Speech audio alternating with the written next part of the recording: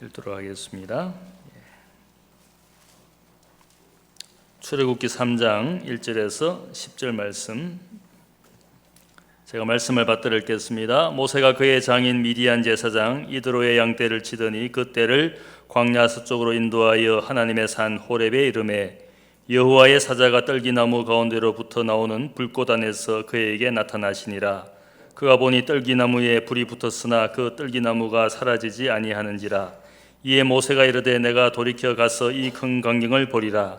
떨기나무가 어찌하여 타지 아니하는고 하니 그때에 여호와께서 그가 보려고 돌이켜 오는 것을 보신지라.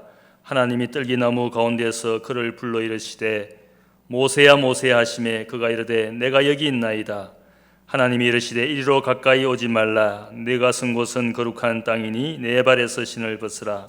또 이르시되 나는 네 조상의 하나님이니 아브라함의 하나님 이삭의 하나님 야곱의 하나님이니라.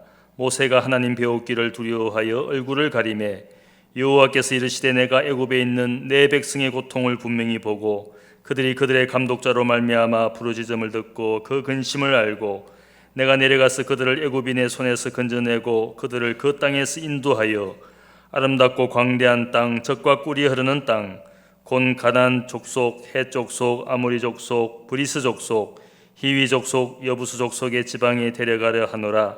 이제 가라. 이스라엘 자손의 부르짖음이 내게 달하고 애굽 사람이 그들을 괴롭히는 학대도 내가 보았으니 이제 내가 너를 바로에게 보내어 너에게 내 백성 이스라엘 자손을 애굽에서 인도하여 내게 하리라. 아멘. 여러분 대단히 반갑고 감사합니다. 처음 뵙겠습니다. 교사 모임할 때 만났던 분들도 계신데 제가 기억력이 그렇게 좋지 않아서 어떤 분들하고 만나는지 기억을 못하고 있는데 그래도 여러분들이 이렇게 따뜻하게 환대해 주셔서 감사합니다. 어느 교회 가든지 먼저 표정들을 살피거든요. 어떤 교회 가보면은 마치 화가 잔뜩 나는 분들이 앉아 계신 것처럼 보이는 교회도 있긴 있습니다. 제가 농담으로 그러죠. 이마에 글자가 쓰여진 게 보인다고? 그럼 그분들이 무슨 얘기야? 그런 표정으로 저를 바라보십니다. 거기에는 맹견주의 그렇게 이제 써 있어요. 수 틀리면 뭡니다. 이런 그런 표정으로 현대인들이 다 그런 모습으로 살고 있는 것처럼 보입니다. 대단히 안타까운 현실이지요. 저는 가끔 교인들한테 그런 얘기를 하는데요. 우리가 하나님 사랑하고 이웃 사랑해야 한다고 말하고 있는데 이웃 사랑한다는 것이 뭘까? 뭐 어려운 사람들 가서 도와주고 이것도 이웃 사랑이죠. 적극적으로 해야 합니다. 그런 일들을. 그러나 가장 기본적인 이웃 사랑은 나의 있음 그 자체가 누군가에게 폭력적이지 않기를 바라는 것이 이웃 사랑의 시작이에요. 제가 보기엔. 그렇죠. 내가 그 사람 앞에 있기 때문에 그 사람이 마음이 깨끗해지고 맑아지고 깊어지고 따뜻해지고 그러면 난 이웃사랑 하는 거예요. 아무 일도 안 해도. 그렇죠? 근데 여러분 어떤 사람 만나면 긴장하게 되고 나를 가식적으로 만들게 되고 그리고 내 영혼이 위축되는 것처럼 느껴지고 그 사람이 나를 어떻게 판단하지 않을까 하는 그런 두려움이 내게 생기고 이런다면 그는 이미 이웃사랑에 실패한 사람이라고 볼 수 있겠습니다. 사람들 속에는 가능성들이 다 있잖아요. 선한 가능성도 있고 악한 가능성도 있습니다. 내가 이웃을 사랑한다는 것은 보니까 나와 만나는 그 사람 속에서 가장 아름다운 생의 가능성을 이끌어내는 것, 이것이 이웃사랑의 시작이더라고요. 그렇죠. 예수님도 그렇게 사셨거든요. 만나는 사람 속에는 아름다운 것을 이끌어내셨다. 옛날에 여러분 저 시골에 살 때는 공동우물에서 그 둔벙 같은 데서 물을 퍼다가 쓰기도 하고 그러다가 저 어렸을 때 우리 집에 드디어 펌프를 박았어요. 마당에다 펌프를 박았는데 옛날 시골에서 여러분 펌프 물 길어오를 때 기억나실 겁니다. 여름에 뜨거울 때 등벽이라도 하면 시원하고 그런데 곱지겁 들어왔는데 펌프 물이 밑으로 쭉 빠져가지고 안 올라옵니다. 그럼 어떡하죠? 물 한 바가지를 떠서 거기 집어넣고 레바를 작동시키죠. 이렇게 꼭꼭 소리가 나요. 또 안 되면 물 한 바가지를 더 집어넣으면 어느 순간 여러분 낭창하고 손에 탁 걸리죠. 물이 탁. 그러고서 누르면 쫙 쏟아져 나와요. 아마 펌프를 안 해본 분들은 잘 알지 못할 겁니다. 이 느낌. 낚시꾼들은 탁 이 느낌이라고 그러는데 비슷한 느낌일 텐데요. 근데 여러분, 저 지하수 깊은 곳에 있는 그 물을 끄집어내기 위해 여기에서 위에서 쏟아붓는 그 물을 마중물이라고 그러죠. 마중물. 그렇죠? 그러니까 여러분, 내가 이웃 사랑한다는 것은 내가 마중물이 되어 나와 만나는 사람들 속에서 아름다운 생의 가능성을 이끌어내는 것, 이것이 이웃 사랑일 거다 하는 생각을 가져봅니다. 다행히 고맙고 또 감사한 것은 여러분들이 제게 마중물이 되어 주셔서 제 마음이 지금 평안하게 열리고 있다는 사실입니다. 고맙습니다. 여러분들이 저를 사랑하시는 줄로 느낄 수 있었습니다. 갑자기 제가 그렇게 얘기하니까 표정이 달라지는 분들이 계신데요. 네. 여러분, 제가 이제 어느 기자하고 함께 썼던 책이 있는데 그 책 제목이 기자와 목사 두 바보 이야기, 그런 제목의 책이 있습니다. 어느 그 신문사의 논설위원이었던 이하고 저하고 편지를 주고받으면서 기독교의 본질에 대한 이야기를 함께 나눴던 그런 책인데, 그 CBS에서 그 김미화 씨가 진행하는 어떤 프로그램에서 저희 둘을 와가지고 그 책 얘기를 좀 나눠달라고 그래서 갔습니다. 김미화라고 하는 분은 제가 텔레비전에서 봤기 때문에 잘 알아볼 거라고 생각했는데 웬 쬐끄만 여자분이 아주 수줍은 표정을 짓고 앉아있는데 누구지 몰랐어요. 나중에 보니까 그분이 김미화 씨래요. 안녕하세요 하고 수줍게 인사를 해요. 이 여자가 이렇게 순학질 여자구나 옛날에 그랬는데 방송 딱 시작되니까 에너지가 보통 에너지가 아니에요. 그래서 이게 전문 방송인은 이런 거구나 하는 생각을 가졌는데요. 그분하고 이야기를 하는데 저하고 함께 이야기를 나눴던 손석춘 박사라는 기자는 이런 이야기를 했습니다. 자기가 이제 50대 중반의 나이가 됐는데도 여전히 던지고 있는 질문이 있다는 겁니다. 그 질문은 파스칼, 방세를 썼던 파스칼의 질문이기도 한데, 나는 왜 없지 않고 있는가라고 하는 질문. 그렇죠? 생각해 보세요. 지금 여러분 이 자리에 계신데요. 나라고 하는 존재가 없을 수도 있습니다.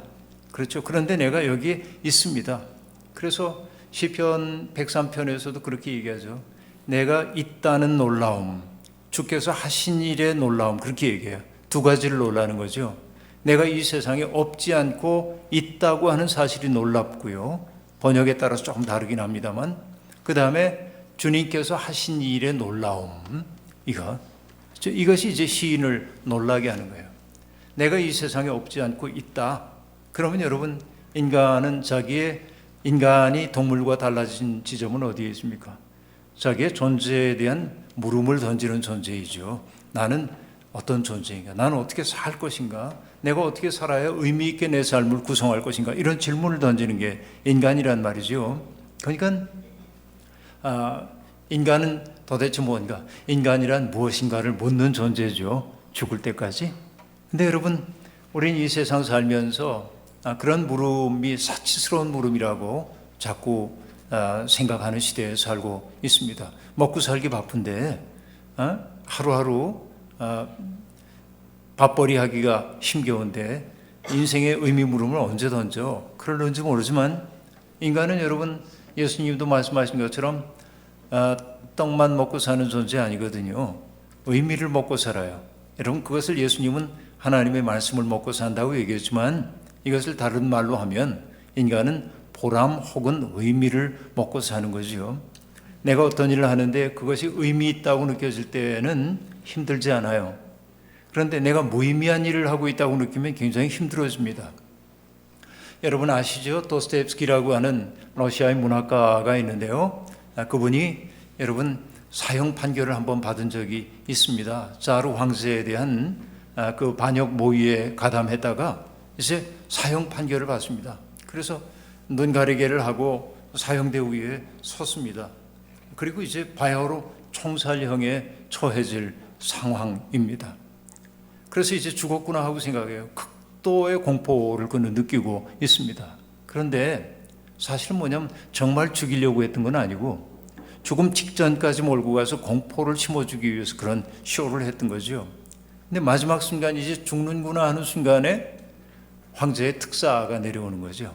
그래서 그들은 그 죄수들이 시베리아로 유형을 떠나게 돼요. 근데 여러분 이 도스토옙스키라고 하는 사람이 시베리아라고 하는 유형 그 기차에서 정말 비인간적인 대접을 받고 가는데 민스크라고 하는 도시에서 장교 부인들이 와가지고 죄수들을 위해서 봉사를 하고 있었습니다.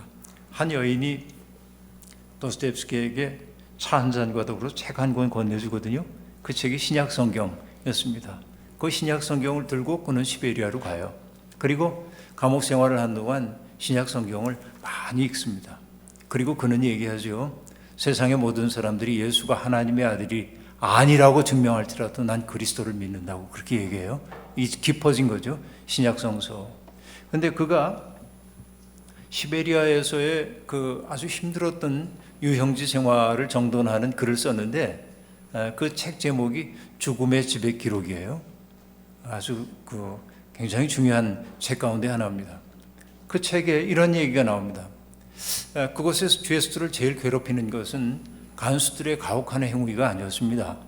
어떤 것들이 죄수를 괴롭히냐면 무의미한 일에 동원하는 거예요. 어떤 얘기냐면 여기 땅 파라고 그래요. 그래서 곡괭이를 가지고 온 땅을 쾅쾅 팝니다. 다 파고 나면요 장독이라도 묻으면 좋겠는데 아무것도 안 하고 다시 묻으래요. 얼마나 허망한 노릇입니까? 그렇죠. 여기 담장을 뜯으래요. 그래서 힘겨서 뜯었는데 저쪽에 갔다가 그냥 또 아무 의미 없이 세우래요. 이런 겁니다. 그러니까 사람을 황폐하게 만드는 방식이 뭐냐면 무의미한 일을 계속하게 하는 거죠. 그래서 여러분 인간은 보람을 먹고 산다. 의미 있어야 한다 하는 얘기입니다. 이래봐도 제가 할아버지입니다. 제가 할아버지인데요. 제 아내가 이제 옛날에 다친 데가 있어가지고 발목도 안 좋고 뭐 허리도 안 좋고 그래요. 그러니까 뭐 조금 무거운 거 들려고 그러면 전부 저한테 맡깁니다. 뭘 따려고 그래도 이 딸 힘이 없어가지고 손이 아프니까 저보고 따달라고 그러고 그래요. 근데 손녀를 볼 때는 용감합니다. 요즘 손녀가 9kg가 넘었는데 얘 안는 건 보통이에요. 이 신비하죠. 왜냐하면 자기 마음속에서 우러나오기 때문에 기적적인 거죠. 이 보람, 사람은 보람을 먹고 산다 하는 얘기입니다. 근데 우리 시대는 그런 보람을 혹은 의미를 찾는 일 하기가 참 어렵게 만들어졌어요. 그래서 여러분 우리가 전부 뭐로 바뀌었냐면 인간이 영적 존재인데 육적 존재로 바뀐 거예요. 우리가 먹고 사는 일에만 온통 마음 쓰는 존재가 된 것이죠. 여러분 오늘 이 대학교에 오면서 아침에 뭐 목사님 제가 일찍 일어난다고 말씀하셨습니다만 저는 규칙적으로 생활하지 않으면은 뭐 안 되니까 10시면 자거든요. 오늘은 좀 틀렸네요. 10시에 자기. 그리고 3시 반에 일어나고 이렇게 이제 지내고 있는데 아침에 이 대학교회를 오기 위해서 마음을 모으고 있는데 문득 시 하나가 떠올랐습니다. 그건 뭐냐면 돌아가신 함석헌 선생님의 시였어요. 수평선 너머라고 하는 시집에 나오는 시인데요. 여러분 제가 비행기도 많이 안 탑니다. 가급적이면 안 타려고 그러는데요. 처음으로 먼 여행을 떠날 때 함석헌 선생님의 시집을 가지고 탔어요. 한 500페이지 좀 넘는 시집이죠. 그래서 10시간 동안 안 보고 그 시집을 읽고 또 읽고 그래서 저한테는 보물 같은 시집인데요.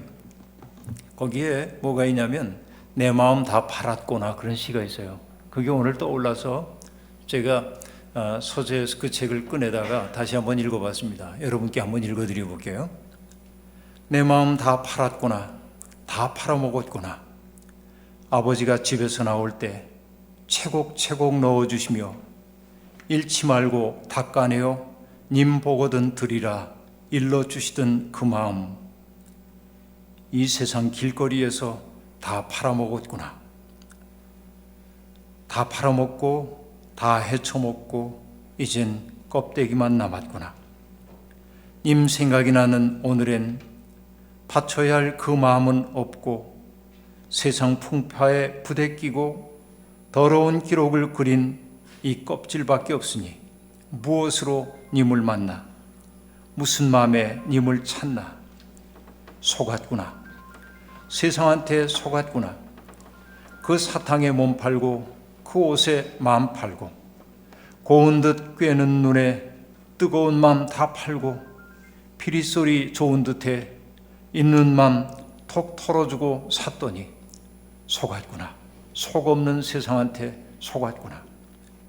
해는 서산 위에 뉘엿이 눕고 내 몸은 피곤하고 저녁바람은 가벼이 불 때 다 팔고 남은 내 마음의 껍질은 물마른 우물같이 텅 빈 쓸쓸함만 깊었는데 님은 저 언덕을 올라가시네.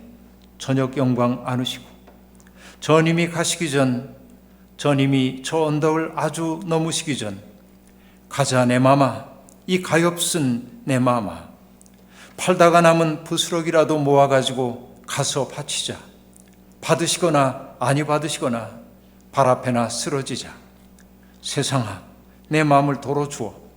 이 껍데기 세상아, 내가 날 속여 껍데기로 만들었지만 내게 줄 내 마음이 아니었더니라. 님께 바쳐야 할 내 마음을 도로 내놓아. 어서 내놓아. 내가 본시 내게서 받은 것이 없었노라. 이런 시입니다. 여러분, 긴 시여서 조금 듣다가 두 줄 좀 듣다가 포기하신 분 혹시 있는지 모르겠습니다만,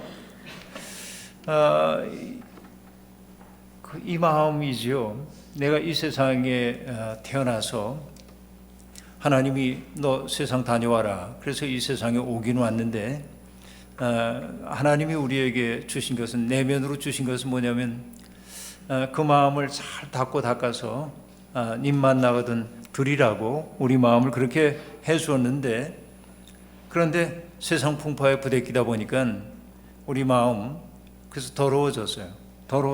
그리고 내 속을 다 누군가에게, 세상에게 내주며 살다 보니까 남은 것은 껍질밖에 없는 거죠. 옛날 여러분, 시골에서 저는 농사꾼의 아들로 살았기 때문에 농촌 풍경을 잘 압니다만, 5, 6월에 여러분 문온에 벼들이 이렇게 자라고 있을 때 여러분 새들이 와가지고선 거기 자라는 우렁이 같은 거 탁 파먹고 그러면 우렁이 껍질이 뜨거운 그 논물 위에 둥둥 떠다니는 모습을 볼 때가 있었는데, 어릴 땐 그 이미지를 무심하게 봤지만 나이 들어서 보니까 그게 꼭 나 같아. 속을 다 파먹히고 그 뜨거운 논물에 둥둥 떠 있는 것 같은 느낌이 드는데, 함석헌 선생님 지금 그 얘기 하고 있는 거죠. 내 마음 잘 닦아서 님 보거든 드리라고 얘기했는데, 내 마음은 세상 사느라고 부대껴가지고 더러워지고, 그리고 내 속마음도 다 세상에게 넘겨줘가지고 내게 남은 것은 껍질밖에 없는 거지요. 그러니까 면목이 없어요. 내가 무슨 낯으로 님을 만날 수 있겠는가. 그렇죠?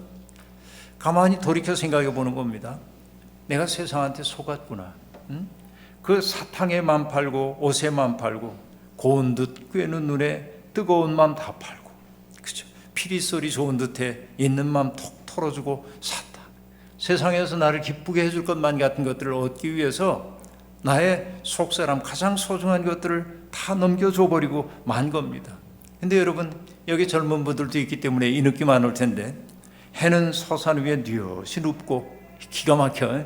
이제 인생, 내게 남아있는 인생이 늦가을처럼 쓸쓸한데 남아있는 것이 뭔가 돌이켜보는 거죠. 옛날에 여러분 권투 중계를 우리나라에서 많이 할 때가 있었는데, 권투 중계하는 해설하는 이가 했던 멘트가 늘 기억이 납니다. 경기가 한쪽으로 거의 기울었으면 그렇게 얘기합니다. 저 선수 입장에서는 갈 길은 멀고 해는 지고, 그런 형편이죠. 그렇죠? 갈 길은 먼데 해는 지고, 이거예요 지금 함석헌 선생님이 얘기하는 게. 그렇죠? 그래서 내게 남아있는 것은 뭡니까? 마치 물마른 우물같이 텅 빈 쓸쓸함만 가득 차 있는 거죠. 그래서 그때 비로소 정신을 차리고 세상을 향해서 내 마음 도로 달라고 지금 그러고 있는 거죠. 그렇죠? 이런 것이 우리의 삶이 아닌가 생각해 봅니다. 근데 여러분, 이런 텅 빈 우물 같은 쓸쓸함, 이것이 우리의 삶의 정한인지도 모르겠습니다. 근데 여러분, 성경에 보면 창세기 이야기를 여러분 잘 알고 있습니다만, 창세기의 창조 이야기를 할 때 보면 그 창조 때의 형편을 어떻게 얘기했냐면 땅이 혼돈하고 공허하고, 그죠? 흑암이 깊음 위에 있었다, 이렇게 얘기합니다. 혼돈, 공허, 흑암, 깊음, 이런 말들이 나옵니다. 근데 여러분, 이것이 대개 어떤 긍정적인 상황을 서술하는 말입니까? 아니면 부정적인 상황을 서술할 때 쓰는 말입니까? 부정적인 상황이죠. 사실 그 창세기 이야기가 이 제사장에 의해서 기록되고 수집되고 그랬을 때는 이스라엘 사람들이 바벨로니아의 포로로 잡혀가 살고 있을 때입니다. 그런데 여러분, 바벨로니아의 포로로 잡혀간 포로민들이 살았던 것이 에스겔서에 의하면 뭐라고 하냐면 데라비비라고 얘기하고 있는데, 그 데라비비라고 하는 것은 홍수로 말미암아 폐허로 변한 땅을 뜻합니다. 그러니까 포로로 잡혀간 사람들이 어디에 살게 되었냐면, 여러분, 요프라테스 강과 티그리스 강이 만나는 지점 쪽에 살고 있었어요. 그러니까 물이 범람하면 이 포로민들이 애써 일구어놨던 삶의 모든 터전들이 물에 확 쓸려가 버리고 마는 겁니다. 여러분, 때때로 우리나라에도 큰 물이 져가지고 홍수가 나가지고 집도 떠내려가고 또 농사지었던 거 다 떠내려간 모습을 텔레비전을 통해 우리가 볼 때가 있는데요. 저는 그 가까스로 살아남아가지고 폐허로 변한 자기의 집을 바라보면서 하늘을 멍하니 바라보고 있는 이들의 쾌한 눈빛을 잊을 수가 없어요. 여러분도 그렇죠? 그런데 그들을 바라볼 때마다 떠오르는 게 뭐냐면 바벨론의 포로로 잡혀간 사람들의 상황입니다. 그러니까 여러분, 그들의 마음이 뭘까요? 혼돈, 공허, 흑암, 그렇죠? 그런 거죠. 어디에도 희망이 없는 거죠. 그런데 여러분, 성경이 뭐라고 얘기를 하고 있습니까? 하나님의 신이 수면 위를 운행하시니라, 그렇게 얘기해요. 그렇죠? 하나님의 신이 혼돈, 흑암, 공허, 기쁨, 그 위를 싹 감싸 안는 거예요. 이렇게 수면 위를 운행했다는 게 그 얘기예요. 그런데 여러분, 혼돈, 공허, 이것은 바로 뭐였습니까? 바벨론의 포로로 잡혀가 살고 있는 사람들의 실존적 상황을 나타내는 말이었어요. 그게. 그렇죠? 그런데 하나님의 영이 그들을 따뜻하게 감싸 안았어요. 그리고 여러분, 마침내 하나님의 소리가 들려 나오잖아요. 그게 뭡니까? 빛이 있으라 그러잖아요. 빛이 있으라. 그래서 여러분, 혼돈과 공허와 흑암과 기쁨을 뚫고 빛이, 세상의 근원적인 빛이 탁 나타나잖아요. 그렇죠? 이것이 창조 이야기의 아주 맨 앞에 나오는 이야기 아닙니까? 이거 어마어마한 얘기라고 볼 수 있어요. 여러분, 저도 살다 보니까 혼돈, 흑암, 기쁨, 공허, 이런 것들이 내 삶 속에 찾아올 때가 있는데, 하나님의 영이 나를 따뜻하게 감싸 안고 나를 향해 빛이 있으라 함으로 내가 희망으로 소생하는 것을 알게 되었어요. 그렇죠? 여러분, 어떤 사람들은 성령 충만하면 어떻다고 얘기합니까? 방언 기도해야 되고 예언해야 되고 말이죠. 입신해야 되고 어떤 객관적으로 보이는 어떤 것이 성령 충만함이라고 얘기합니다. 근데 여러분, 성령은 그런 방식으로도 역사하지만 어떤 방식으로도 역사하냐면 흑암과 혼돈의 그 공허함 속에서 어찌할 바를 모를 때 내 속에서 빛을 만들어내게 돼요. 이게 성령이 하시는 일이에요. 내 마음이 이기적인 마음으로 탁 안으로 이렇게 움크러들고 있었는데 누군가를 긍휼히 여기는 마음이 내 속에서 생겨나도록 해주게 돼요. 이게 성령이 하시는 일이에요. 여러분, 내가 어떤 사람에 대해서 인색한 마음을 갖고 있었는데 그 사람을 향해서 사랑하는 마음이 내 속에 생겨나요. 이것도 성령이 하시는 일입니다. 저 사람은 내가 도저히 용서할 수가 없어, 그러고 있었는데 어느 날 문득 그를 향한 연민의 마음이 내 속에 생겨. 그분이 얼마나 아팠을까.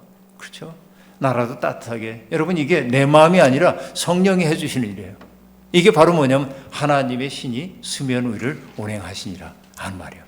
그렇죠? 여러분, 이게 굉장한 얘기죠. 그리고 빛이 있으라 그런 거예요. 빛이. 이게 이제 창조의 이야기라고 우리들이 볼 수 있겠는데요. 그러면 여러분, 우리는 그런 하나님을 믿어요. 창조, 내 속에서 빛을 창조하시는 하나님을 믿는 거죠. 오늘 제가 이재환 목사님께 설교 제목을 뭐라고 드렸냐면 나는 믿습니다 라고 드렸습니다. 사실은 이건 번역인데요. 뭐라고 하고 싶었냐면 크레도 그러고 싶었어요. 크레도는 라틴어입니다. 라틴어로 크레도는 나는 믿습니다 라고 하는 뜻입니다. 라틴어는 동사의 격변화 속에 주어가 들어가요.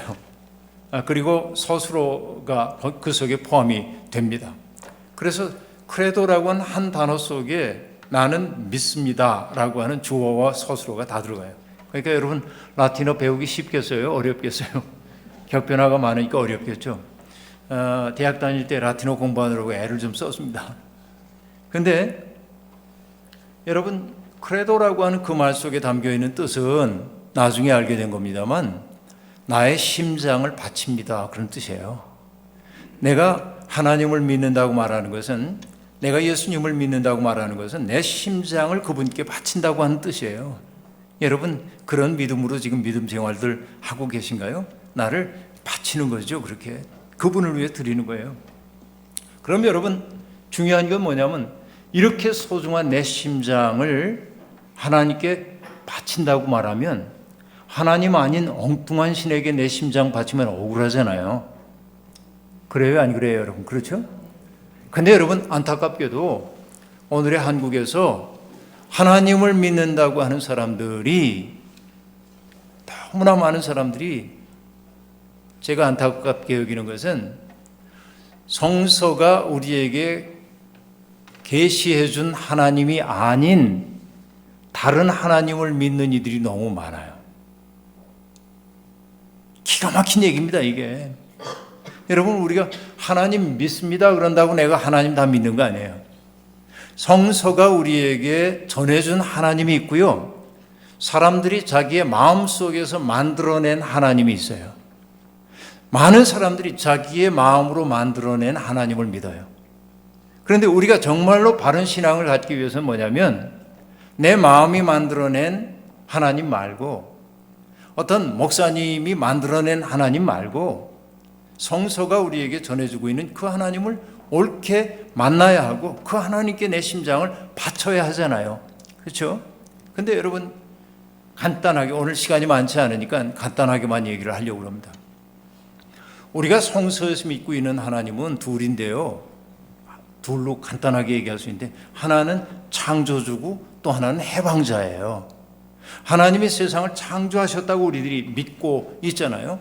그러니까 여러분 빛이 이스라엘에서 빛을 창조하고 둘째 날에는 뭐를 창조하고 이 얘기, 공창을 물속에 집어넣어가지고 들어 올려서 공간을 만들어내시고 생명이 살 수 있는 공간을, 그래서 하늘 위에 있는 물과 하늘 아래에 있는 물들이 함께 땅에서 모이도록 해놓고, 셋째 날에는 그 땅에서 푸른 돋는 것들이 돋아나오게 만들고, 나흘째 되는 날에는 하늘의 별과 해와 달을 만들어가지고 낮과 밤을 주관하게 하고, 그렇죠? 다섯 번째는 공중의 새와 물고기들을 만들고, 여섯째 되는 날에는 뭇짐승과 인간을 창조하고, 일회째 되는 날은 안식하셨다. 이것이 창조의 이래 동안의 이야기잖아요. 사람들은 여러분 그 창조의 이야기를 볼 때마다 하나님이 정말 그렇게 창조하셨을까? 맨날 이런 것만 따져요. 창조론이 맞아? 진화론이 맞아? 이런 소리만 하고 앉아 있어요. 그거는 여러분 창세기에 대한 오독입니다. 정말로 중요한 것은 뭐냐면 창세기 이야기를 통해서 우리에게 들려주고자 하는 말이 있는 거잖아요. 어떤 뜻을 전달해 주고 싶었을까요? 저는 이렇게 얘기해 봅니다. 자, 여러분 여기에 있는 이것도, 세상에 있는 모든 것들이, 세상에 존재하는 모든 것들이 하나님으로부터 왔다고 우리들이 믿는다고 한다면, 그러면 여러분 이것도 하나님으로부터 온 거죠? 여기에 있는 물컵도 하나님께로부터 왔죠. 이 속에 담겨있는 물도 하나님 만드신 거죠. 그리고 여러분 보기 어떨는지 모르지만 여러분 앞에 서 있는 저도 하나님이 만드셨죠? 도저히 믿지 않으시는 분위기. 저도 하나님이 만드셨다고 믿어주세요. 네, 저도 하나님이 만드셨어요. 그렇죠? 그러면 여러분 저뿐만 아니라 여기 계신 여러분들도 하나님 만드셨죠. 근데 여러분 때때로 어떻습니까? 여러분 옆에 있는 사람이 늘 마음에 들어요? 아니죠. 내가 살고 있는 세상이 늘 아름답기만 해요? 안 그래요. 그렇죠. 그럼에도 불구하고 우리가 하나님이 천지를 창조하셨다는 말의 고백은 뭐냐면 세상에 우연히 존재하는 것은 없다, 그 얘기야. 하나님의 뜻이 있어서 모두를 내신 거예요. 다시 얘기하면 여러분, 내 마음을 흡족하게 하고 행복하게 해주는 저 사람도 하나님이 만드셨지만 내 마음을 아프게 하고 속상하게 하고 있는 그도 하나님이 만드셨어요. 그래서 여러분, 하나님을 창조주로 고백한다고 하는 것은 세상을 바라볼 때 나의 감정의 눈으로 뭔가를 바라보거나 사람 바라봄이 아니라 뭘 통해 바라봄이냐면 나를 통해서가 아니라 하나님의 눈을 통하여 그를 바라보기 시작하는 거예요. 그러면 여러분, 세상에 있는 모든 사람들이, 세상에 존재하는 모든 것들이 하나님께로부터 왔다고 한다면 여러분, 우리는 어떤 자세로 그들을 대해야 합니까? 자, 답은 나왔어요. 저는 이렇게 얘기합니다. 하나님을 창조주로 믿는다고 그 고백의 참된 의미는 뭐냐?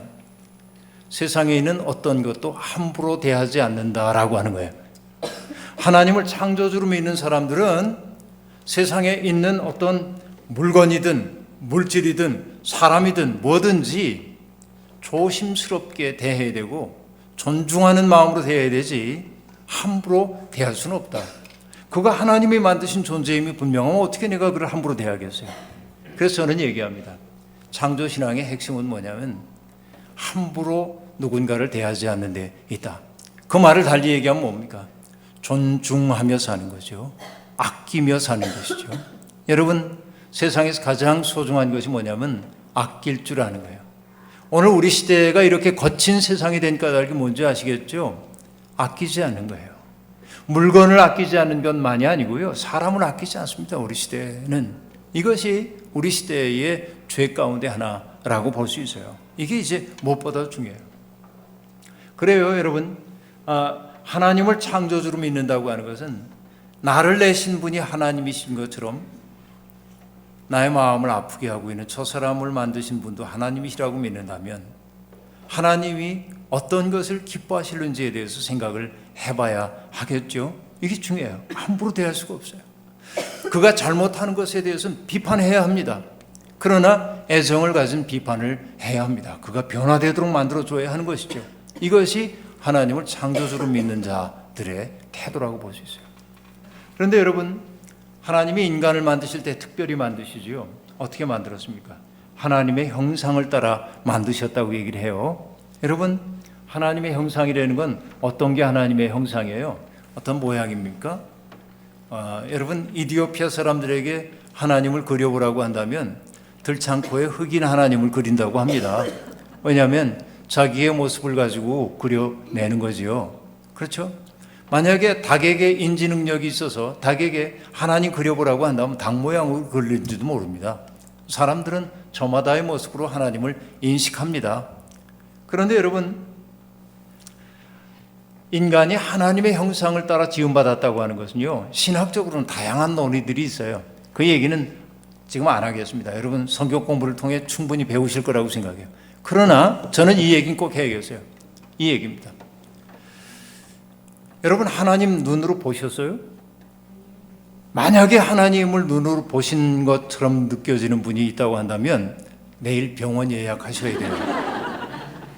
그것도 이제 그 안과가 아니라 신경정신과 좀 예약을 할 필요가 있어요. 하나님 눈에 안 보입니다. 그렇죠? 하나님 눈에 안 보여요. 그런데 여러분, 살다 보면 하나님을 배운 듯한 느낌이 들 때가 있어요. 아, 내가 하나님을 봤구나, 그 얘기가 아니라 어떤 정말 그런 순간이 있어요. 이걸 어떤 체험이라고 얘기하냐면 종교학에서는 노미노제 체험이라고 얘기하는데 어떤 거룩을 느끼는 순간이 있단 말이죠. 거룩을 느끼는 순간이 있어요. 여러분, 외람되지만 이렇게 얘기해 볼까요? 제 아내가 처음 아기를 낳았을 때, 제 이제 큰아이를 낳았을 때, 나 지금도 좀 미안한데요. 병원에 데리고 갔어요. 애 낳기 전날 통증이 와가지고 병원에 이제 데리고 갔습니다. 그래서 장모님이 제게 이렇게 얘기했어요. 김서방, 오늘 밤엔 안 날 것 같으니까 들어가서 자고 내일 아침에 일찍 나오라고. 그래서 전 순종을 잘하니까 네 그러고 들어가서 잠을 잘 잤는데, 제가 이제 단칸방에 그 전세 들어 살고 있었는데 그때는 전화도 없을 때이죠. 80년대 초입니다. 전화 없을 때니까 전세 들어있던 주인집 아주머니가 전화를 받아보라고 그래요. 방문을 두드리고. 그래서 전화 받았더니 애를 낳대. 그래서 그렇습니까? 내려놓고 갔어요. 그래서 아내가 회복실에 있다가 이제 병실로 올라완 아내를 보는 거야. 근데 여러분 얼마나 아팠을까요? 전 그 고통 모르겠는데 되게 아팠을 텐데 평안한 표정인 거예요. 태풍이 지나간 후에 그 고요함 같은 거예요. 그때 여러분 외람 때지만 난 뭘 느꼈냐면 하나님의 모습을 본 듯 했어요. 아내가 하나님이란 얘기가 아니고 그 고요함 속에 함께하고 계신 하나님의 모습을 난 느꼈다, 그런 얘기이죠. 여러분 출애굽기에 보면 이런 얘기 나오거든요. 모세가 하나님 보여달라고 얘기합니다. 그래서 하나님이 나를 보는 사람은 죽는다고 얘기해요. 그래도 부득부득 하나님 보고 싶다고 하니까 여러분 하나님이 이런 조치를 취합니다. 모세를 바위 위에 세웠다가 다시 바위에 갈라진 틈에 모세를 들어가게 하고요, 당신의 손으로 모세의 눈을 가리고 지나가십니다. 그리고는 손을 띄워줘요. 그래서 모세가 뭘 봤다고 하냐면 하나님의 뒷모습을 봤다고 얘기합니다. 그렇죠? 이 얘기가 무슨 뜻이겠어요? 하나님의 뒤통수가 어떻게 생겼다 이걸 안다는 얘기가 아니고요. 전 이것 때문에 고민했는데 하나님의 뒷모습을 본다고 하는 것은 이런 얘기인 것 같습니다. 하나님이 내 삶 속에 다가오실 때는 인간은 거의 깨닫지 못합니다. 내가 가장 고통스러웠던 시간에 하나님이 내게 다가오실 때 난 알지 못합니다. 언제나 사후적으로 알게 됩니다. 사후적으로. 나중에 그 고통스러울 때 하나님이 나와 함께 계셨구나 하는 걸 나중에 알아. 이게 하나님의 뒷모습이에요. 내일 오시는 이현주 목사님의 책 제목 가운데 하나가 돌아보니 발자국마다 은총이었네 라는 책이 있습니다. 재미있는 제목입니다. 그렇죠? 돌아보니까 비로소 아는 거야. 앞을 내다보면 잘 몰라요. 인간의 버릇입니다. 그렇죠? 그런데 여러분 하나님이 현존하시는 것처럼 느껴질 때가 있는데 어떨 때냐면 여러분 또 창세기 이야기 가지고 할 텐데요. 20년 동안이나 외지에서 떠돌이 생활을 하고 있던 야곱이 이제 이룬 식구들을 다 데리고 고향으로 돌아옵니다. 그런데 고향에는 형 에서가 기다리고 있어요. 무섭습니다. 동생을 죽이겠다고 장담했던 그 형과 만나야 한 공포가 있는 거죠. 그래서 여러분 야곱은 자기의 그 가족들과 재산을 두 대로 나눠가지고 앞서 보내고 뒤서 보내고 그러면서 이제 약복강 나루에서 밤이 새도록 기도를 하고, 아시다시피 어떤 이상한 존재, 초인적 존재와 만나가지고 씨름을 하고 여기 고관절 탈골되는 그 어려움을 겪습니다. 그게 여러분 결국 어떤 얘기냐면 야곱이라고 한 뜻이 이 발뒤꿈치를 잡는 자라고 한 뜻이잖아요. 속이는 자, 발뒤꿈치를 잡는 자입니다. 그러니까 발뒤꿈치를 잡는 것은 자기 힘으로 살아온 거예요. 근데 고관절이 무너졌다고 하는 건 뭐냐면 자기 힘으로 살았던 그 존재의 근거가 무너진 거야. 그냥 뼈가 위골됐다는 얘기가 아니고 그동안 내 힘을 의지해 살아왔다고 생각했더니 그게 철저히 무너지고 자기가 형편없이 연약한 존재임을 그가 알게 된 겁니다. 비로소. 그렇죠. 그리고 그때 비로소 여러분 하나님의 사자가 그에게 뭐라고 얘기합니까? 너 이제부터 야곱이라고 하지 말고 이스라엘이라고 해라. 하나님과 겨루어 이겨서. 그 얘기는 하나님과 싸워가지고 이겼다는 얘기가 아니고 비로소 하나님의 품에 돌아온 존재가 된 거예요. 그렇죠? 내 힘으로 살다가 이제 하나님 의지하고 살 수밖에 없는 존재가 된 거예요. 그렇죠? 그러고 나서 여러분 야곱이 쩔룩쩔룩하면서 형을 향해 나가요. 근데 형 에서가 보니까 동생이 쩔룩거리고 오는 걸 보니까 불쌍한 마음이 들었습니다. 그래서 어떻게 했어요? 성경에서 가장 아름다운 화해 장면이 있죠. 두 형제가 서로 목을 어긋맞기고 부둥켜 안아요. 그리고 울어요. 서로 용서하고 받아들입니다. 그때 여러분 야곱이 형을 향해 하는 얘기가 있죠. 형님의 얼굴을 베옵는 것이 마치 하나님의 얼굴을 뵙는 것 같습니다. 그렇죠? 형님의 얼굴이 하나님의 얼굴입니다가 아니라 형님의 얼굴을 배우는 것이 하나님의 얼굴을 배우는 것과 같습니다라고 얘기했어요. 그렇죠, 여러분? 이게 바로 뭐냐면 어떨 때 그렇습니까? 나의 지난날의 허물 같은 거 하나도 묻지 않고 그냥 불쌍히 여기며 연민의 마음으로 덥석 부둥켜 안아주는, 받아들여준 형의 그 모습을 통해서 하나님의 모습을 본 듯하다고 얘기했어요. 여러분, 살면서 내가 하나님의 현존을 경험하는 것 같을 때가 언제냐면 누군가에게 내가 용서받고 값없이 받아들여짐을 경험할 때였어요. 그렇죠? 그러면 여러분, 인간이 하나님의 형상대로 지음받았다고 하는 말의 실존적 과제는 뭐냐면 누군가로 하여금 하나님이 현존하신다는 사실을 내 삶을 통해 보여줄 수 있어야 돼. 그렇죠? 어떻게 해야 합니까?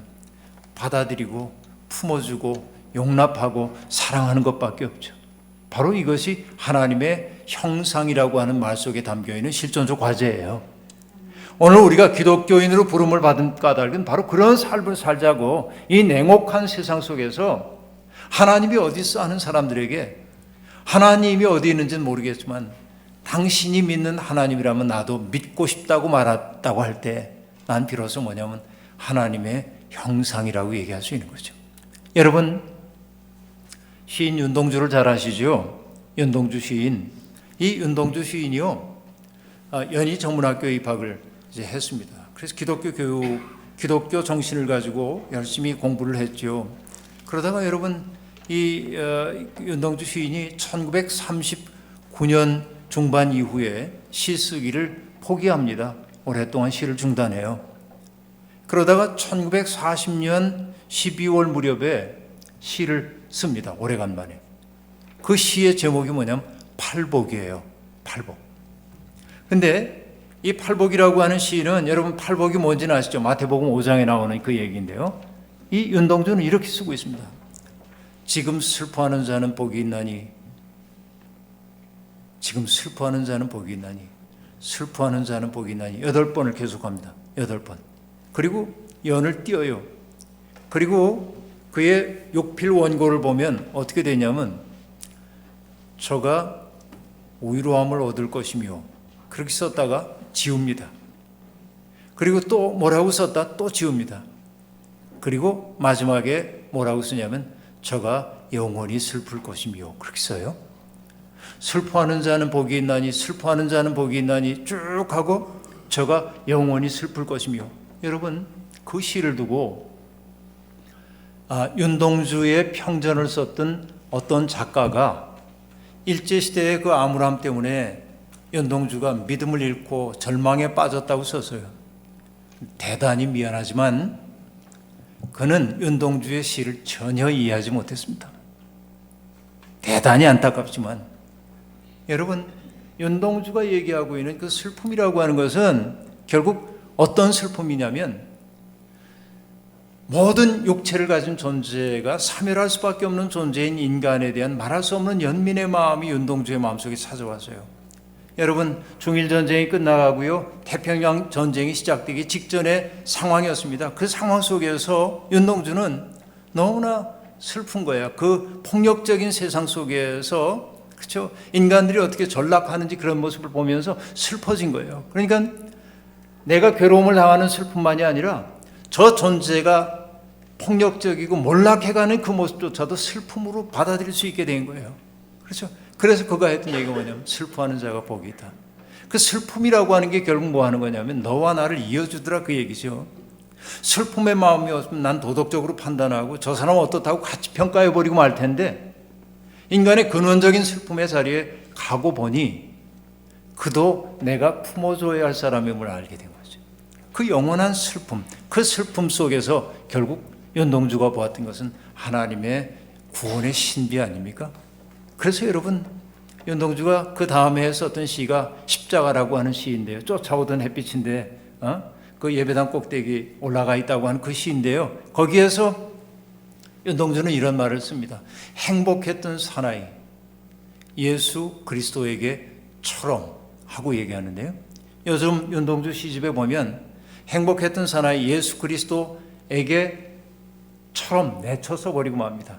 근데 윤동주의 육필 원고에는 어떻게 되어 있냐면 행복했던 사나이 예수 그리고 가운데 점을 콱 찍고 그리스도에게 하고 줄을 바꿔서 처럼 그렇게 써요. 이건 뭐냐면 여러분 일제시대에 너무나 암흑 같은 시대에 살고 있는 사람들에게 세상이 너무 현실적으로 고통스러우니까 기독교인들이 그리스도 우리를 구원해 주실 영적 존재로서의 그리스도에 대해서 주로 얘기를 해왔어요. 근데 윤동주는 뭐냐면 그 그리스도 말고 세상에서 고통받는 사람들과 함께하면서 그들의 고통의 문제를 덜어주기 위해 애를 썼던 그 연민의 마음을 가지고 있었던 예수를 집어넣은 거야. 예수. 그리고 가운데 점을 탁 넣고 그리스도에게, 그렇죠? 그리고 밑에 처럼 그랬어요. 그리스도가 그랬던 것처럼 세상의 모든 고통받는 이들에 대한 말할 수 없는 연민의 마음을 가지고 살아야 돼. 그 연민의 마음을 가지고 있는 사나이였기 때문에 예수는 십자가 위에서도 행복한 사나이라고 얘기하고 있습니다. 그래서 꽃처럼 피어나는 피를 쏟겠다고 얘기하고 있는 것, 그 때문이에요. 그리고 여러분 그 다음에 나온 시가 그 유명한 서시입니다. 죽는 날까지 하늘을 우러러 한 그 시 말이죠. 거기에 여러분 거의 끝부분에 어떤 얘기가 나옵니까? 모든 죽어가는 것들을 사랑해야지 그러잖아요. 근데 여러분 일본 사람들이 그 시를 일본어로 번역할 때 살짝 바꿨어요. 어떻게 바꿨냐면 모든 살아있는 것들을 사랑해야지 그러거든요. 살아있는 건 다 죽어가는 거니까 업치나 매치나 마찬가지 아니냐 그렇게 말할지 모르지만 전혀 다른 얘기죠. 윤동주의 눈은 어디를 향하고 있는 겁니까? 세상에 죽어가는 것들을 향한 말할 수 없는 연민이 그 사람 속에 있는 거예요. 윤동주는 신비갑니다. 어떤 의미에서 보면. 그런데 제가 이런 얘기를 하고 있지만 여러분 예수 그리스도가 바로 그런 삶을 사셨거든요. 마가복음 1장 9절에 보면 예수님이 세례자 요한에게 세례를 받으신 장면이 나옵니다. 근데 그 장면을 보도하는 성경이 이렇게 얘기를 하고 있습니다. 예수께서 요한에게 세례를 받으시고 올라오실 때 하늘이 열리고, 그렇죠? 하늘이 열려 자동문처럼 열린 게 아니고 여러분 하늘이 찢기듯 열린 겁니다. 그렇죠? 하늘이 열리고 성령이 비둘기처럼 그의 위에 내려오심을 보았더라 하고 얘기하세요. 그래서 예수님의 수세 장면을 그리는 성화에서는 항상 빗살 가운데 비둘기 모양이 있어요. 그리고 여러분 하늘에서 소리가 들려옵니다. 어떤 소리가 들려왔죠? 너는 내 사랑하는 아들이다. 여러분 다른 복음서에서는요 이는 내 사랑하는 아들이야. 그런데 마가복음은 너는 내 사랑하는 아들이다. 내가 너를 기뻐한다. 이렇게 얘기합니다. 여러분 제가 이 성경 구절을 읽을 때요 밑줄을 긋죠. 그 대목에 이거 예수님만 듣는 얘기가 아니고 우리도 세례받을 때 우리가 하나님의 아들, 딸이 되는 거죠. 너는 내 사랑하는 아들이다. 밑줄 쫙 거예요. 그런데 문제는 뭐냐면 그 다음 대목입니다. 내가 너를 기뻐한다. 여러분 이 말의 원문은 뭐냐면 내가 내 속에서 기쁘다예요. 즐겁다예요. 그러면 저는 약간 양심이 있는 독자인지라 생각을 하는 겁니다. 하나님이 내 속에서 정말 즐거우실까? 그 생각이 드는 거예요. 그럼 차마 밑줄을 그을 수가 없어. 그럼 생각하는 거예요. 어떻게 해야 하나님을 기쁘시게 하지? 예수를 바라봐야죠. 예수가 어떻게 했기에 하나님이 기뻐하셨을까? 그래서 예수님의 삶을 복음서를 통해 읽다 보니 여러분 예수님이 하시는 일은 있잖아요. 병든 사람 고쳐주셨고요. 귀신 들린 사람에게서 귀신 내쫓고요. 그렇죠? 소외된 사람 찾아가셔가지고 그들에게 살 맛을 돌려주셨고요. 하나님 나라 선포하시고 이게 예수의 일이에요. 그런데 예수가 만났던 사람들은 되게 고통받는 사람들이었습니다. 그 고통받는 사람들을 보면서 예수님이 되게 어떤 마음으로 대하셨어요?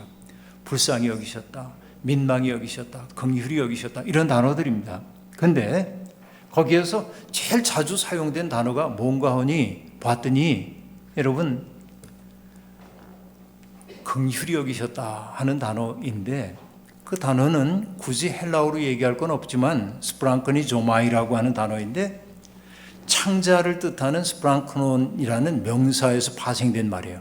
자, 이 말은 어떤 뜻이냐면 여러분 옛날 사람들은요 인간의 정서나 마음이라고 하는 게 인간의 신체 장기 속에 머물고 있다고 생각했어요. 옛날 사람들은 히브리인들도 그렇고 헬라 사람들도 그랬습니다.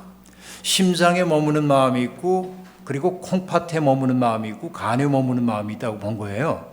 그런데 여러분, 여성의 경우에 여성의 가장 깊은 정서가 머무는 자리는 자궁입니다. 왜냐하면 거긴 아기가 들어서는 자리이기 때문에 그렇습니다. 그래서 여러분, 솔로몬 재판 이야기 우리들이 압니다만, 솔로몬 재판 이야기 보면 진짜 엄마 가짜 엄마가 재판받으러 왔는데 솔로몬이 냉엄하게 아이를 갈라줘라 그러니까 가짜 엄마는 뭐라고 얘기하죠? 그렇게 하겠다고 얘기합니다. 진짜 엄마는 뭐라고 얘기합니까? 그 여자의 마음이 불붙는 것 같아서 말하기를 아이를 저 여인에게 주래. 히브리어 원문에는 뭐라고 되어 있습니까, 여러분? 그녀의 자궁이 꿈틀하여 말하기를 그거예요. 기가 막히게 역동적인 단어이죠. 그래서 긍휼을 뜻하는 단어와 자궁을 뜻하는 단어가 어원이 같습니다, 히브리어로. 그러니까 예수님이 고통받는 사람들, 병들어 고통받는 사람들, 귀신 들려가지고 자기 삶의 통전성을 잃어버린 사람들을 바라보면서 예수님이 느낀 것은 뭐냐면 마치 자기의 태중에 기른 그 아이의 고통을 당신의 고통으로 느끼는 그 어머니의 마음처럼 느낀 거예요. 그러니까 예수는 고통받는 사람을 보면 참 안 됐다, 아유, 얼마나 힘들까 이러지 않았다 그 얘기지. 자기의 아픔처럼 느꼈어요. 근데 남자에게는 자궁이 없잖아요. 그래서 남자의 가장 깊은 정서가 머무는 곳이 어디냐 하면 창자입니다. 우리말로는 창자의 순우리말이 애죠. 애 태우다, 애를 끓이다, 그렇죠? 애간장이 녹는다 그러잖아요. 그래서 어떤 일에 극단적으로 마음을 쓰다 보면 여러분, 내 창자에 탈이 나잖아요. 그렇죠? 이 기가 막힌 얘기입니다. 근데 예수가 사람들을 대할 때, 어려운 일을 당한 사람들을 볼 때 그 마음으로 사람들을 대한 거예요. 그래서 나는 얘기합니다. 예수님에게는요, 남이 없었어. 나와 무관한 사람이 없어요, 예수에겐. 그렇죠? 여러분, 하늘이 모두에게 속해 있는 것처럼 예수님은 남이 없는 사람이야.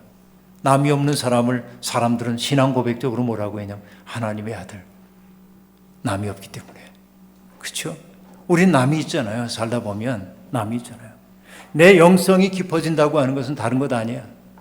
남이 없어지는 거예요, 점점. 누군가를 품어줄 줄 아는 거예요. 그렇죠? 예수님이 가없는 사랑으로 누군가를 품어 안을 때, 용서하고 받아들일 때, 여러분, 우리는 뭘 느끼냐면 그 용서하고 받아들여주는 일을 통해서 하나님의 현존을 느끼게 되는 거예요. 거룩이 이 땅에 와 있는 걸 느끼게 되는 거예요. 인간은 바로 그 일을 위해 이 세상에 왔다 그 얘기죠. 여러분, 제 가족 얘기이긴 합니다만 시간이 별로 없는데 별 얘기를 다 하네요.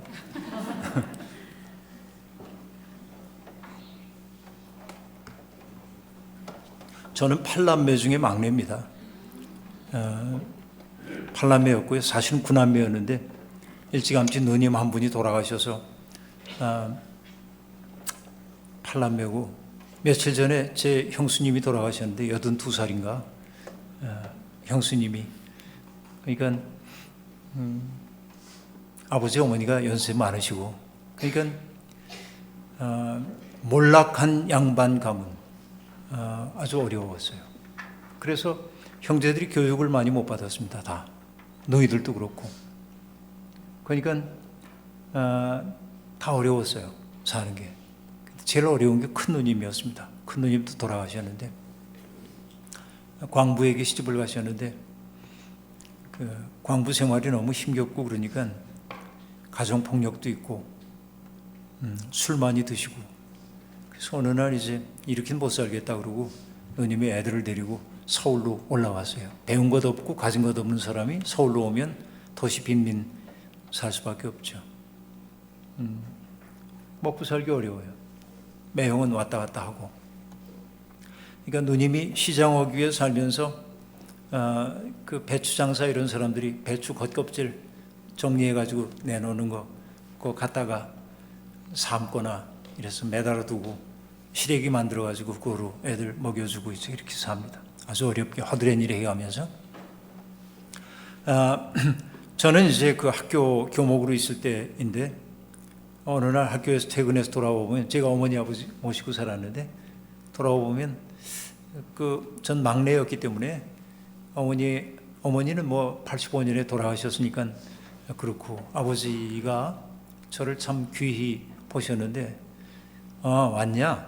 아버지 다녀왔습니다. 그럼 왔냐? 그리고 반겨주시는데, 어느 날 가보면 왔냐? 그러고 그러는 거예요. 그럼 전 눈치가 좀 빨라. 누님 때문에 마음이 아프시구나. 그러면 저는 제 방으로 가가지고 제가 동원할 수 있는 돈을 다 봉투에 담아가지고 아버지한테 갑니다. 그리고 아버지한테 무릎을 꿇죠. 아버지 앞에 봉투를 내밀어요. 이렇게. 아버지는 연세 많으셔서 수입이 없던 분이고 전혀. 봉투를 내밀어요. 그러면서 얘기해요. 아버지, 제가 동생 노릇을 못했어요. 누나가 이렇게 힘든데 바쁘다는 핑계로 누나 찾아뵙지도 못했네요. 내일도 저 출근해야 되니까 아버지 좀 다녀와 주세요. 이렇게 밀어요. 그러면 저희 아버지는 굉장히 좀 과묵하십니다. 감정 표현 잘 안 하시고 그런 분인데 그러시죠. 고맙다. 한마디 딱 그러세요. 그리고 다음날 보면 이제 아버지가 그 돈 가지고 가서 쌀도 한 2말 사고, 그래서 빈 쌀떡에 쌀 부어주고, 그리고 고기도 한 근 사가지고 가서 딸한테 묵국 끓여라. 그래서 큰딸이 아버지에게 고깃국 대접할 수 있는 기회를 만들어주는 거죠. 애들 필요한 것도 사주고, 남는 돈 이렇게 누나한테 주면서 박서방 모르게 비상금으로 가지고 있으라고. 그러고 오시는 거죠. 그날 내가 퇴근해서 와보면 아버지는 굉장히 행복해 보입니다. 그때는 잘 몰랐는데 나중에 이제 이 성서에 대한 생각을 더 깊이 하다 보니까 그런 생각을 했어요. 결국 우리가 하나님을 사랑한다고 하는 게 뭘까 생각해 보니까요, 하나님은 어떤 방식으로 사랑할 수 있겠어요? 다른 것 없습니다. 하나님이 마음 아파하시는 그 대상들을 내가 사랑하는 수밖에 없어요. 내가 아버지에게 효도하는 게, 내 아버지 여행 보내드리고 영양제 사드리고 병원 모시고 가고 옷 사드리고, 이것도 내가 아버지한테 효도하는 거지만, 제일 중요한 게 뭐냐면 아버지는 그냥 지 앞가림하고 사는, 나는 자랑스럽지만 먹고 살기 빠듯해서 늘 전전긍긍하는 저 딸을 보면 기가 막히게 마음 아프거든. 근데 아들인 내가 아버지의 그 마음하고 누님의 그 어려움을 이해하고 그 누님을 돕는 일에 마음을 썼을 때 아버지는 제일 기쁘신 거예요. 그럼 여러분, 우리가 하나님을 사랑한다고 하는 것이 뭐겠어요? 맨날 여러분, 어떤 사람들은 하나님께 영광의 박수를 그러고 박수 치는데 난 그때마다 뜨아해요. 사는 건 그 다음엔 생략, 그리고 박수만 치면 뭐해? 이제 그런.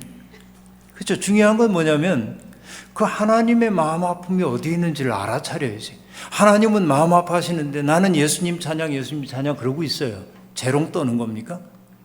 그러니까 영성이 깊어진다고 하는 건 다른 것 아니에요. 그 하나님의 마음 아픔을 알아차리기 시작해야 합니다. 여러분, 예수 그리스도는 바로 그 하나님의 마음 아픔을 아셨기 때문에 지질이 못나 보이는 세상의 주류 사회에 의해서 지질이 못난 것처럼 취급되고 있었던 그 사람들의 삶의 자리에 가서 그들을 돕고 고쳐주고 온전하게 하고 거룩한 삶으로 인도했어요. 그것을 경험한 사람들이 예수님을 뭐라고 했냐면, 저분은 하나님의 아들이셨어, 그분이 구원자이셨어, 이렇게 고백하는 거 아니에요. 우리도 그 삶으로 초대받고 있는 거예요.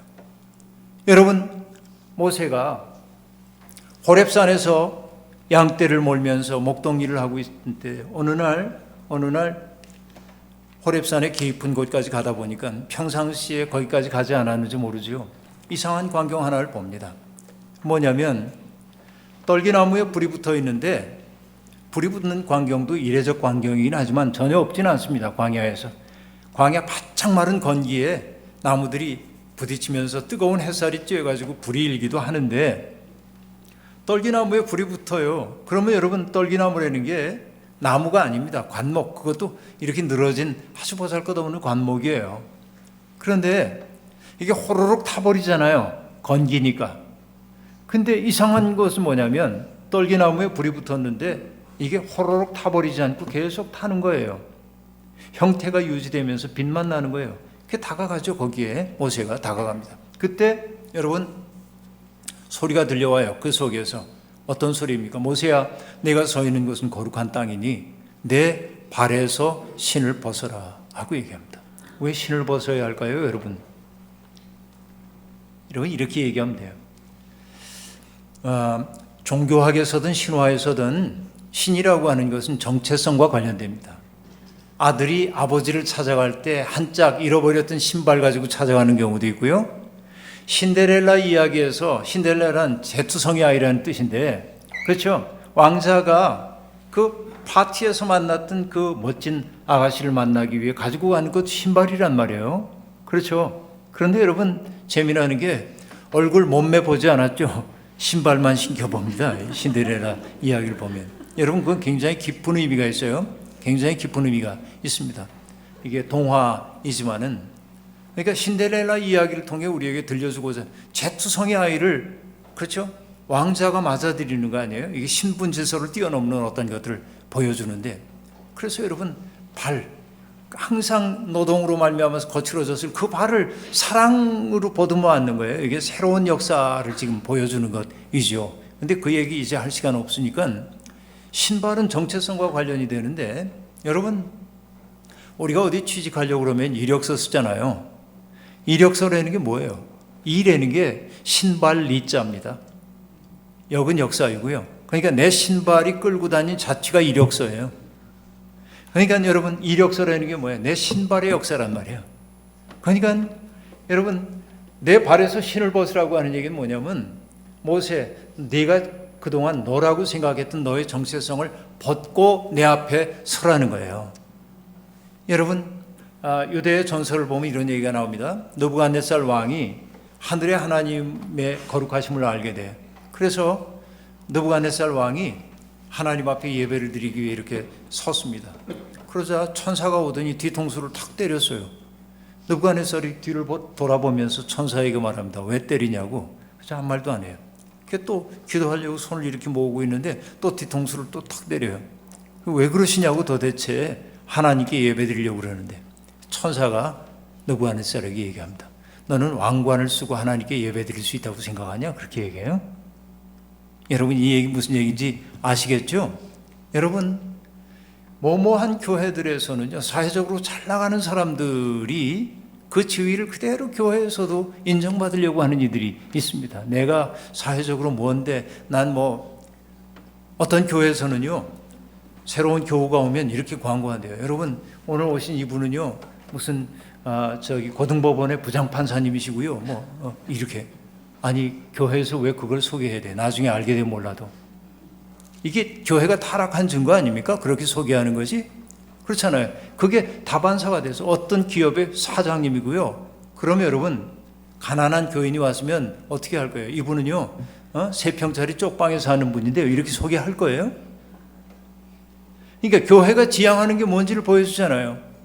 하나님 앞에 예배드리기 위해서는 벗어야 되잖아요. 이거를 왕관 벗어야 되잖아요.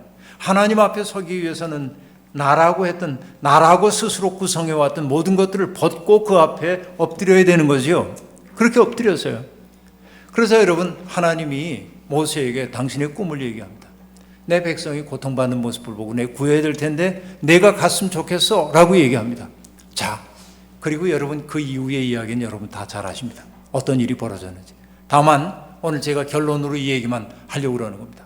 떨기나무라는 얘기예요. 이 떨기나무라고 하는 건 아까 말씀드렸다시피 너무나 보잘것없는 나무입니다. 그러니까 여러분 이거는요 사람이나 짐승들에게 그늘을 드리워주지도 못합니다. 키도 작고 그리고 이게 잎도 많지 않아가지고, 그러니까 사막 한복판에서 그늘도 못 만들어줘요. 게다가 크게 자라지 않으니까 목재로 쓸 수도 없어요. 그냥 보잘것없는 거예요. 그래서 여러분 떨기나무 그러면 보잘것없는 것이란 뜻이에요. 그러면 보잘것없는 것이라고 하는 것 속에 포함되는 건 뭐냐면 피라미드로 상징되고 있는 위계 사회, 왕이 있고 귀족들이 있고 사제계급들이 있고 평민이 있고 노예계급이 있는 피라미드로 상징되는 위계 사회의 맨 밑바닥에 있는 그 사람들은 뭐냐면 쓸데없는 것들이에요. 보잘것없는 것들이에요.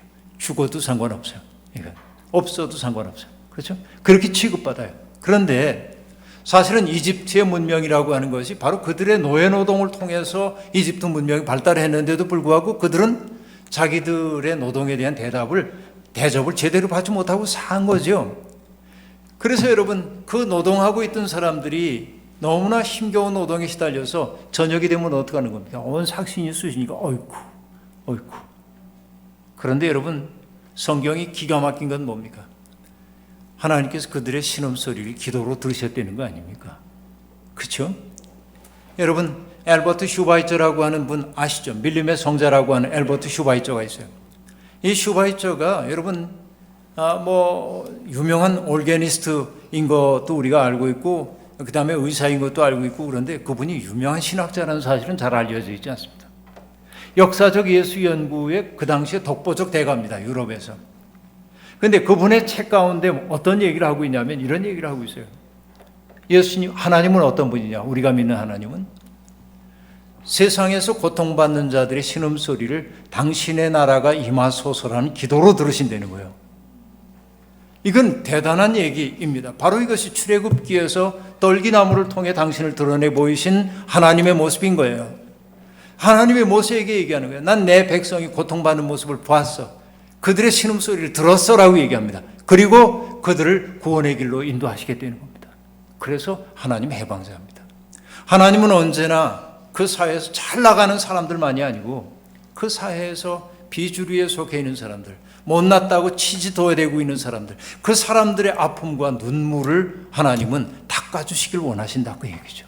이것이 출애굽기가 증언하고 있는 하나님이요 예수 그리스도가 우리에게 증언하고 있는 하나님이죠. 그러면 여러분, 교회가 해야 할 일은 무엇입니까? 다른 것 아닙니다. 그렇게 고통받는 사람들의 삶의 자리로 내려가는 연습들을 해야 합니다. 잘 안 돼요. 우리의 삶의 습관이 평안한 것에 익숙해졌기 때문에 잘 안 됩니다. 그러나 노력해야 합니다. 그 일을 위해 우리가 부름받았습니다.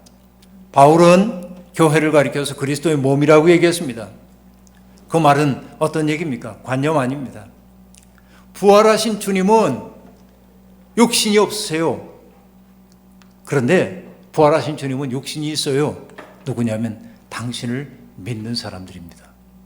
바로 우리들이야말로 예수 그리스도의 손과 발입니다. 주님이 가시고자 하는 그곳에 우리가 가야 합니다. 주님이 누군가를 만지고자 할 때 내 손을 통해 주님이 그를 만지도록 해야 합니다. 바로 이것이 믿음입니다.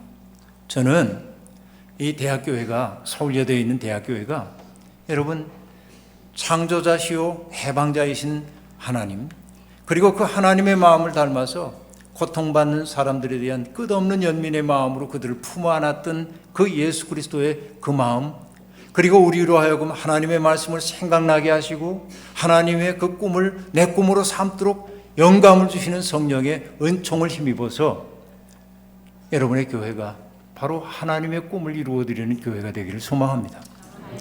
아브라함 조수아 헤셀이라고 하는 유대인 사상가는 이런 얘기를 했습니다. 하나님을 믿는다고 하는 것은 하나님의 꿈을 나의 꿈으로 삼고 그 꿈을 이루기 위해 해산의 수고를 다하는 것이다 하고 말했어요. 이것을 여러분 기독교적 버전으로 바꾸겠습니다. 우리가 예수를 믿는다고 하는 것은 무엇입니까? 예수의 꿈을 나의 꿈으로 삼고 그 꿈을 이루기 위해 해산의 수고 다하는 겁니다. 예수의 꿈, 그것은 하나님 나라를 이 땅에 가져오는 것이었어요. 그렇죠? 그러면 여러분, 이 땅에서 내가 하나님 나라를 가져온다고 하는 것은 어떤 삶을 살 때 가능할까요? 이렇게 생각해 보면 됩니다. 하나님 나라에 없을 것 같은 것을 여러분의 삶의 주변에서 없애기 시작하십시오. 하나님 나라에 뭐가 없을까요? 공해가 있을까요? 공해가 없을 것 같다 하면 공해를 덜 만드는 방식으로 바꿔야 돼. 하나님 나라에 음식물 쓰레기가 있을까요? 없을 것 같으면 음식물 쓰레기 덜 만드는 방식으로 살기 시작해야 돼. 하나님 나라에서 누군가에 대한 적대적 미움, 그런 게 있을까요? 없다면 내 마음속에 있는 적대적 미움들을 없애며 사는 방식으로 살아야 해요. 그렇게 살게 될 때 나는 비로소 뭐냐면 세상에 평화와 생명과 안식을 가져오는 사람이 될 수 있어요. 저는 대학교의 교우 여러분들 짧은 시간 동안 왔다 갑니다만 오늘 그래서 비슷하게나마 삼위일체 하나님에 대한 얘기를 했어요. 그렇죠? 우리가 믿는 하나님이 어떤 분인지, 우리가 믿는 예수님이 어떤 분인지, 우리가 믿는 성령이 어떤 분인지 여러분 깊이 이해하고 이해만 할 것이 아니라 바로 그분들의 손과 발이 되는 기쁨 속에 하루하루를 사시기를 주의 이름으로 축원합니다. 기도하겠습니다. 좋으신 주님, 부족한 종을 이곳에 보내셔서 하나님의 말씀을 대학교의 교우들과 함께 나누게 도와주시니 감사합니다. 항상 우리는 우리의 아픔, 우리의 슬픔, 우리의 연약함, 우리의 부족함 여기에만 온통 마음을 빼앗긴 채 살기에 하나님의 마음이 어디를 향하고 있는지 알아차리지 못할 때가 많았습니다. 하나님은 세상의 고통 때문에 마음 아파하시는데 우리는 자신의 고통 때문에만 마음 아파하는 사람이 되어 살았습니다. 그 때문에 오늘 주님은 외로우십니다. 주님을 외롭게 하는 죄를 범치 말게 도와주시고 주님의 손과 발이 되는 진정한 기쁨 누리며 사는 우리가 되게 하옵소서. 예수님의 이름으로 기도하옵나이다. 아멘.